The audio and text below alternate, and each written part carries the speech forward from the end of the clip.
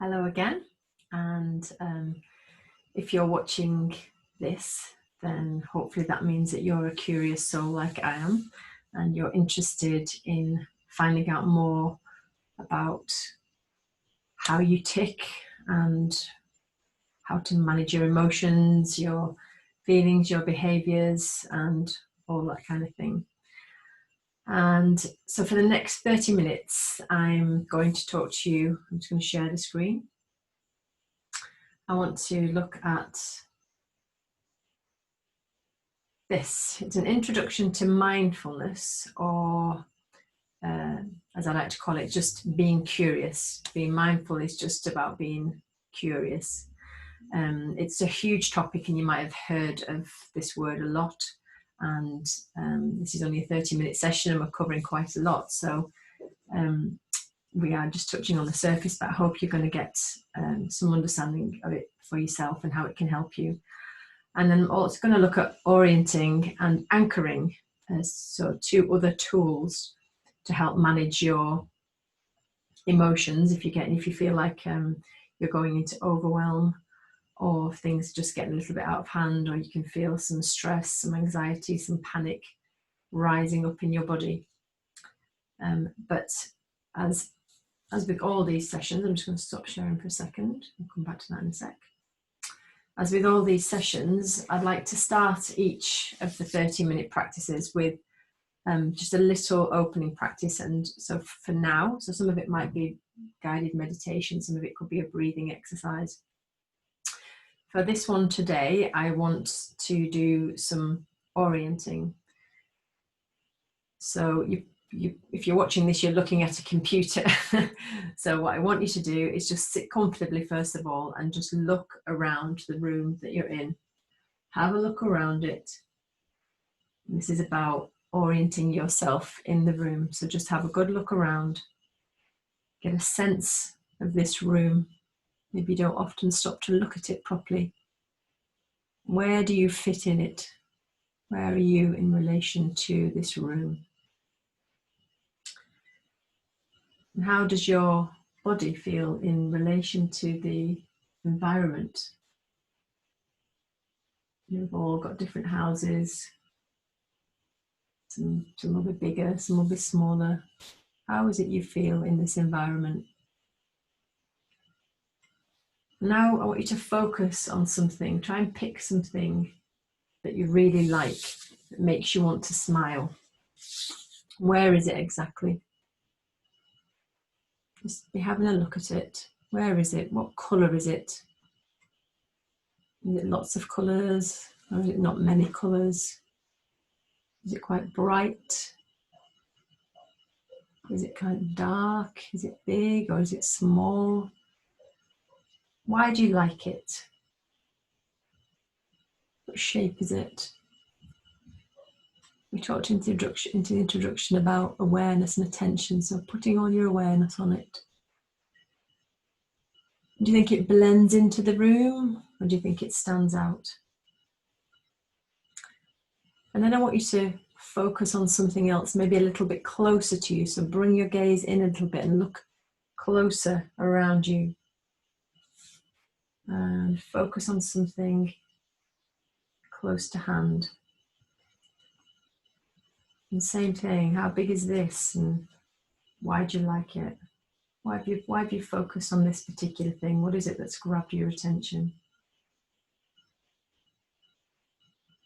And then as you think about engaging in this session, I want you to just soften your gaze now, because you're looking towards the computer, and I just want you to let the screen come towards you rather than feeling like you're going towards it.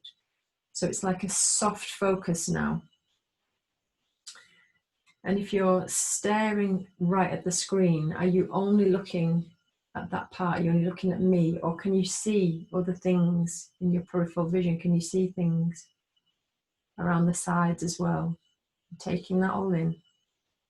Taking in the side view as well as just what's in front of you. And then just notice in your body how that's feeling now. And this is just a little tool. It's called orienting, and you can do this wherever you're at. If you feel like you're, like I say, getting a little bit panicky, or you've got that sense of stress that could be building because your thoughts are just whizzing round. It's usually starts with thoughts, doesn't it? And then it just snowballs from there. So just get a sense of yourself in whatever room that you're in at that time. Take your gaze wide and have a look for something. Orientate yourself in the room. Bring your gaze in to something smaller and then come right back in.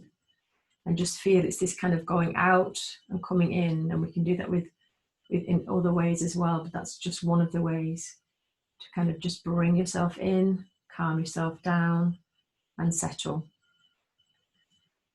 So see if that's useful to give that a try that out at some point. And then I want to look a little bit about mindfulness that we talked about before, this being curious. And I'm going to read, because I can't remember them off by heart, I'm going to read a few definitions by some people who are experts on the subject and have written books on the subject and are quite famous for bringing mindfulness from the East to the West. So a guy called Jon Kabat-Zinn, he says its definition of mindfulness is paying attention in a particular way, on purpose, in the present moment, and non-judgmentally. Professor Mark Williams, who's written lots of books, says it's a direct knowing of what's going on inside and outside of ourselves, moment by moment. And the final one is waking up from a life lived on automatic pilot and based in habitual responding.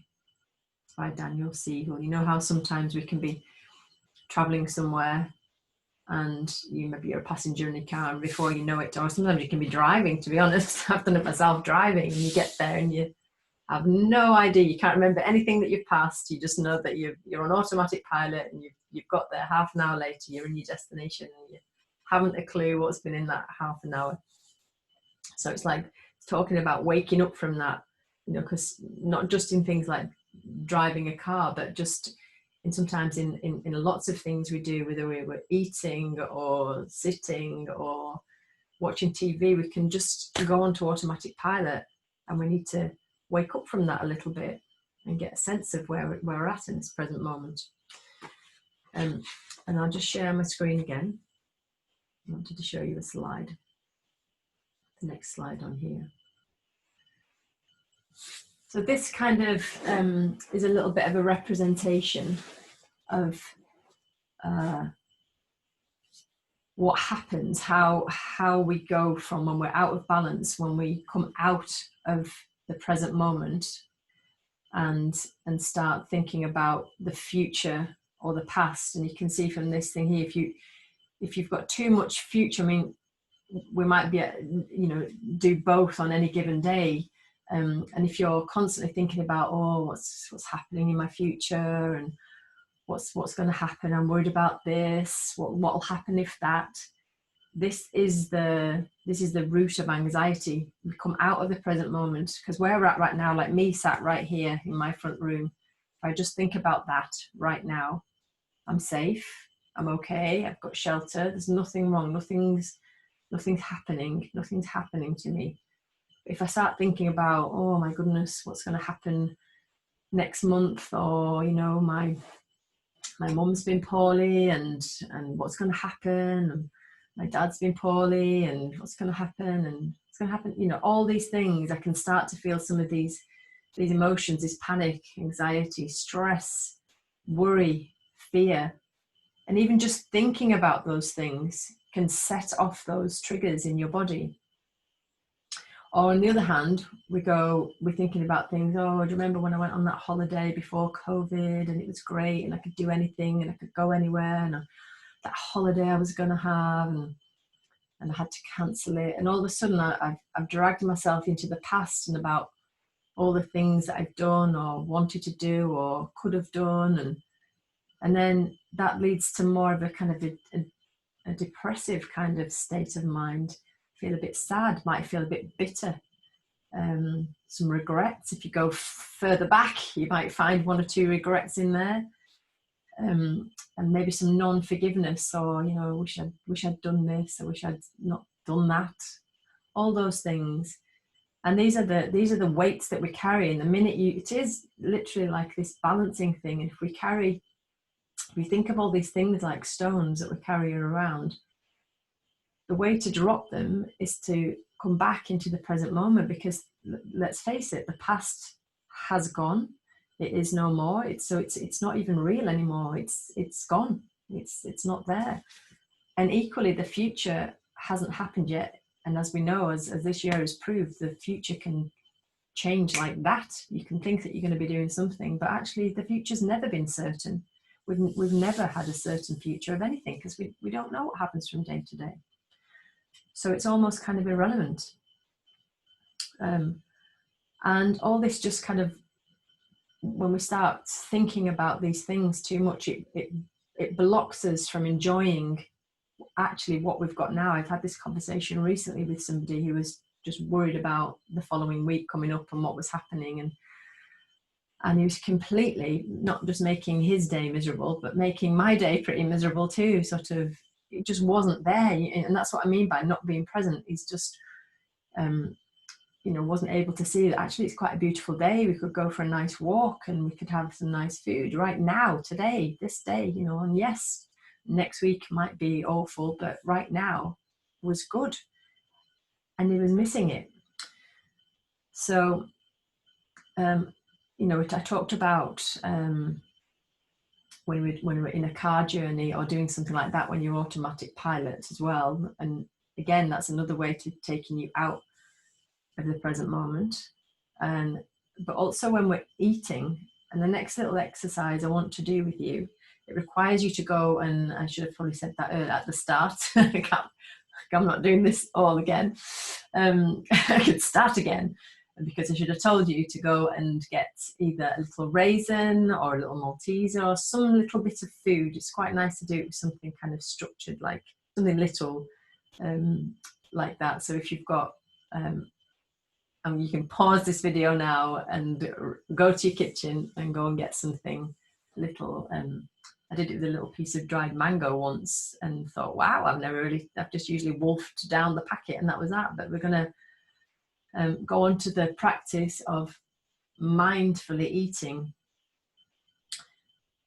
so that we can just try and focus. And it's just and we say it's a practice, it's a mindful practice, because it's like anything. Our brain is a muscle and we've got to use it. We've got to sort of get into the habit of focusing on just one thing or staying in the present moment. And this is a little thing that you can do to help. So I'm presuming you've paused this and you've got something and you've come back. And so now I just want you to, before you even put it in your mouth, you're going to just take hold of, I'm going to just keep saying it's a raisin. You might have something else in your hand, but for now, let's just go with the raisin.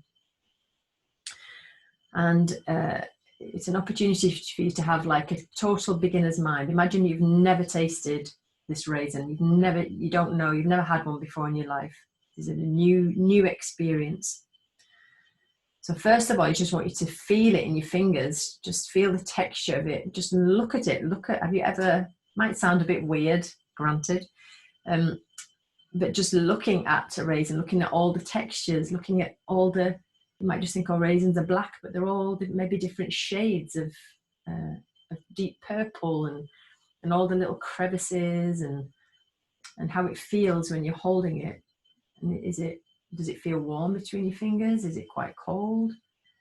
And then so just take a moment doing that. Just take a moment only focusing on doing that, and notice if your mind starts to wander already about thinking about other foods, just bring it back to this one little raisin, and then smell it.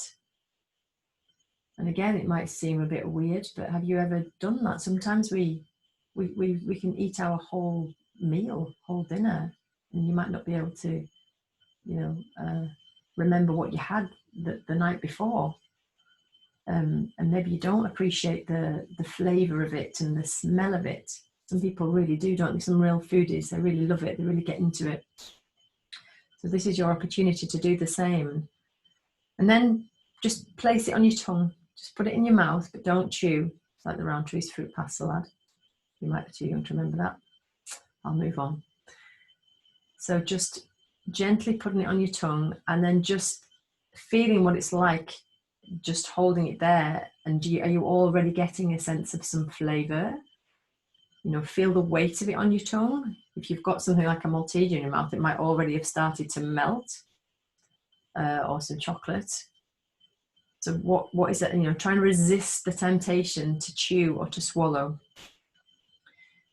And then just take a little bite. So when it's in your mouth, just start to just squeeze into it with your teeth.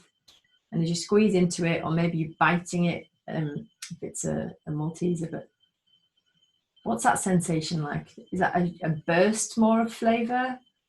Can you still smell it? Can you, even though it's inside your mouth, maybe you can still smell it? You know, it's like the nose is just so close to the mouth, you should be able to still smell what's coming from that. And then take another bite and really feel like now you're chewing it, you're finishing it off. And then as you're swallowing it down, just see what that sensation is like. And I'm maybe talking about it in quite a quick way. You can really take your time on this and really just spend a moment doing this. I've got a friend who for quite some time has been practicing mindful eating, and she won't be disturbed when she's having a meal, and she just kind of like, it takes her ages now, maybe a bit too long if I might add, to eat a food, but she just wants to savor each bit, because she said that she always just used to kind of like be reading or watching TV or doing something and kind of almost shoveling it in, and then was still feeling hungry afterwards and can't even remember eating. So she now kind of mindfully eats and is getting quite a lot out of it, actually. So maybe you notice also something about your mind trying to distract you, because it's a simple thing, isn't it? Just eating a raisin or eating a little bit of chocolate, but your mind is wanting to, you know, it triggers off a million things and a variety of thoughts and comments. You might have been thinking, oh, why are we doing this? Or I wish I was eating chocolate now that she's mentioned chocolate and I've got a raisin. It could be all kinds of things. And then those little judgments come up. You know, from one little thought, from your mind going, you can have little judgments about liking or disliking something, which is to do with your preference. So you can monitor how well you're doing by having some of these similar memories or associations, some of which can enhance your experience and some can pull you away from this experience. So it's just being, again, I'm using the word mindful, being curious. Let's just say it's being curious about what holds your attraction, what holds your attention, and what distracts you, what pulls you away. So that's the mindful eating. Again, all these little tools, I'm just giving you little tools. And it's coming into the present moment is a way to help prevent you from tipping that balance into the anxiety and stress or the depression and sadness. You know, and if you're feeling any of those at any point, you know, another tool you could use is this. It's just a way to help you get back into the present, which leads me on to the next thing, which was about anchors or anchoring. I'm just going to switch to this slide. So an anchor, think of what an anchor is. You know, it's, you know, when you throw an anchor out of a boat, it holds the boat where it is. It prevents the boat from just drifting off any further. And so an anchor for you is doing the same thing. It's trying to stop your mind from drifting off in different directions and getting all tangled in thoughts, because most of our feelings and emotions start with a thought that gets that then just gets, you know, you kind of run away with things in your mind. So these are a list of some anchors that there are some examples, and maybe we can do a little bit with one of them now. But these, so I've put a variety in here because some will work for you and some won't. Some feel better when it's to do with things that they can actually feel, like your feet on the ground or your bum on a seat or something really physical that's like that, or even like holding an object. That can be a good anchor. I've used that before in the past myself. You know, you find a lovely stone that you love or something. It was a heart-shaped stone. How many heart-shaped stones have I got in my back garden? It's not even funny. And sometimes if you're having a bit of a difficult time, if you're overwhelmed, you can anchor it to something like that. And if you always have it on you, so the minute that you hold that object, be it a stone, it could be your favorite thing, object, something that you've bought from one of your travels that makes you think about something really happy, it can again just pull you back. Same with just like bring your attention to the feet on the floor or the part of the body in contact with you know, that gives you some support. A bit like the raisin thing, looking at the raisin, it could be, you know, you haven't always got food to hand, but it could be just looking at your hand, looking at it really detailed. If you start feeling a bit out of balance, all these things may sound weird, but your mind is super clever. Your mind wants to distract you. It wants to always jump from tree to tree looking for things. I forgot that saying where I think it's the mind makes a great servant but a terrible master. And quite often our brains like to get into the driving seat, and we need to, you know, our minds want to get to drive this ship we call our body and our self, our being. And really we want to just get it in the back seat, and we want to be more in control. And then I've put in here sounds near and far, so a little bit like the orienting exercise that we did at the start. It could be the same, just if you don't want to look for objects and bringing them out and in.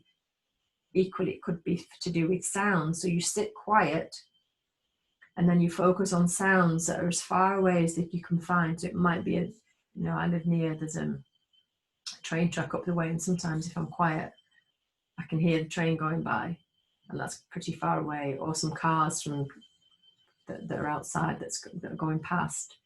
And then some sounds closer could be clock ticking. There's a little clock there. I can hear the sounds from the kitchen, the slow humming of the refrigerator. Could even, if you're really still, I can't hear it now because I'm talking, but you could hear your own breath, your own heartbeat sometimes. So really, going out and coming back in, broadening and narrowing, whether it's the objects that you're looking at or the sounds. Smells as well. So as I've put, this is all about, you can see it's all linked to your senses. And some people like to just close their eyes and just take in whatever the smells. And if you're outside, it could be beautiful fresh air or freshly cooked grass. Or it could be, you're by the lake, I live in the Lake District, and those smells that come with that. It could be that you've got some lovely food going, or there's some fresh coffee brewing, whatever it is. I'm thinking of all the things that I know. I think, oh, nice fresh cakes coming out of the oven, and I can smell that, and it just kind of softens where I'm at and brings me back to the present moment. And another one that I think is really important, and me as a yoga teacher, obviously, like I said in the intro, your breath, it's something it's with you all the time. So it's not like you have to have an object, or you might not be sitting anywhere where you can feel all the body in contact, but you always have the breath. And the breath plays such an important part in mindfulness, especially because your body is breathing itself all the time. It's something that we pay very little attention to because we don't need to, thankfully. We don't need to have to remember to breathe. Our body just breathes itself. But it can be a very relaxing, reassuring thing to anchor to. So sometimes when we're doing a yoga practice and kind of asking people to just kind of be still and things and just attach to your breath, and so it's a nice gentle breathing practice. But then sometimes I know, because I've done it myself a million times, we're all human, your mind starts to wander. It starts to go, oh, how long have we been breathing for? How long is it till the end? What's for dinner tonight? Oh, did I switch the fire off when I came out? A million things. Oh, a bird's just flown into my tree, distracting me, everything distracting me. But if you want to truly stay in the present moment, then using your breath as a way to do that is really useful. So maybe we can just do that together, just for a few minutes. So if you want to close your eyes, if you feel comfortable, if you don't, then just, you don't want to close your eyes, and just soften the gaze a little bit, so you're not just hard staring at something, because it'll distract you. And make sure your body's nice and comfortable. And if you can't sit, I'm sitting on the floor at the moment, but you can just sit on a chair, sit wherever's comfortable, and just so that your arms are nice and relaxed, shoulders are relaxed, your mouth, your jaw, everything's just relaxed. And then we're just going to bring our attention to the nostrils and breathing in through the nose and out through the nose. I just want you to take, I don't know, 30 seconds or so, only concentrating on that area. And maybe you can feel the temperature of the air as you breathe in through the nose compared to the temperature as you breathe out. You notice any slight difference. It's slightly warmer as it's been through the body than when it went in. Maybe you can even feel a small breeze as you exhale across the top lip. And then I want you to think about deepening the breath and getting the whole body involved with the breathing. So as we breathe in through the nose, I want you to feel how your belly expands, not just in the front, but also the sides and the back where your kidneys are, that whole 360 part of your body. And then as the breath moves into your lungs, the bottom, the middle, the top of the lungs.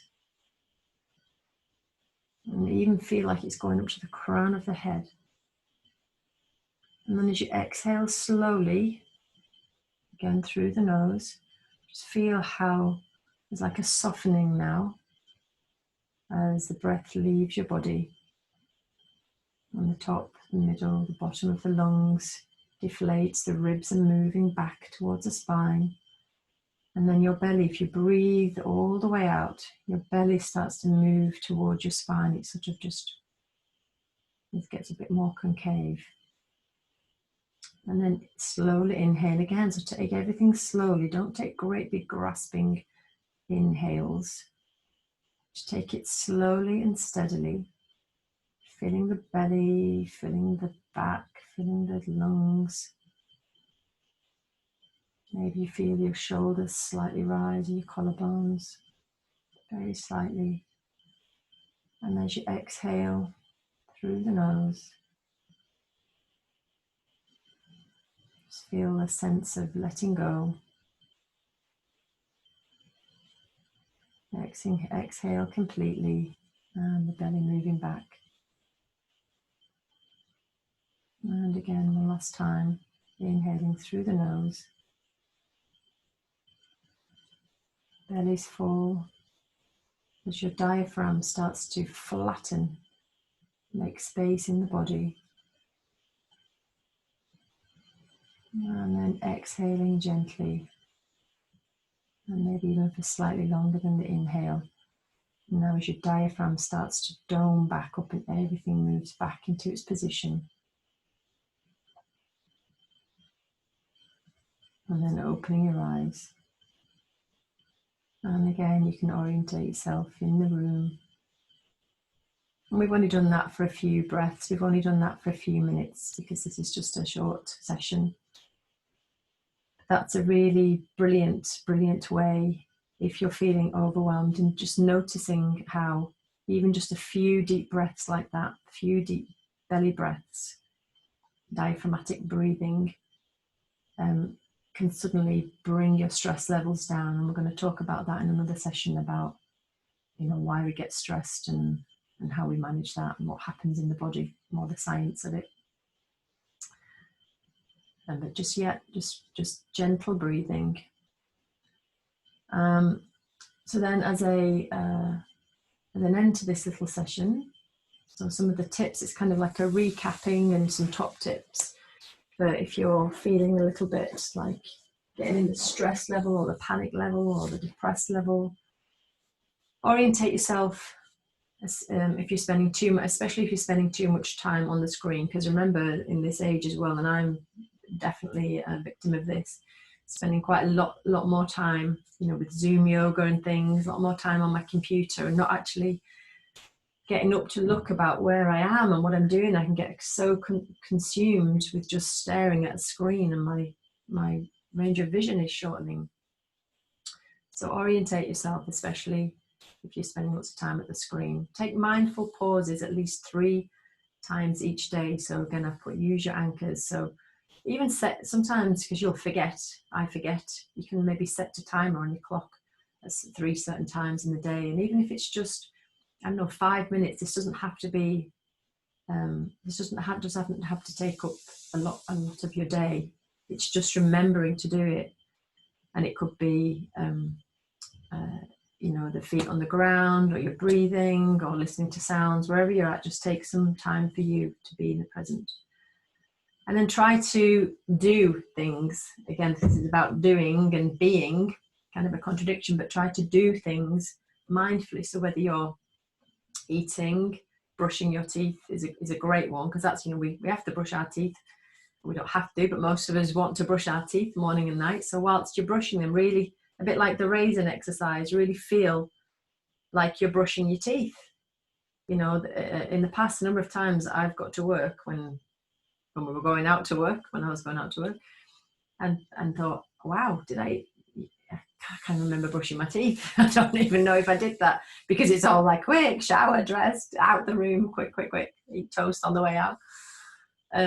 But just stopping to do that, or when you're having a shower, you know, I also think the shower is a great place to have a little bit of a daydream too, but maybe for part of that shower, you can really concentrate on the smells in the shower, all the lovely essences of your shampoo and your shower gel or your soap, and what it feels like, the water on your skin, all that. It's a really lovely thing to do in the morning. And then I put practicing a body scan. So we haven't covered body scans in this session. That's another mindfulness technique, and I've got a separate video for that, which you can tune into. So we don't have time for that today, but that's just also a nice way. I've said there before, it doesn't have to be before bedtime, but it is quite a nice thing if you struggle with sleeping. It's kind of like, literally what it says, it's scanning the body when you're quiet, and literally going from head down to feet, or feet to head, it doesn't really matter. And you know, and just kind of letting your mind wander through all the parts of the body and letting them relax, taking each body part in turn and just relaxing the legs down to the toes. But there's a separate little video for that, and that can take 10 minutes, or equally you can Google that on the internet, and you can find body scan meditations from 10 minutes to 30 minutes, something like that. So whatever you've got time for. I shall stop sharing now, and just to say thank you for watching, and I hope you enjoyed that, and I look forward to seeing you again at the next session. Thank you.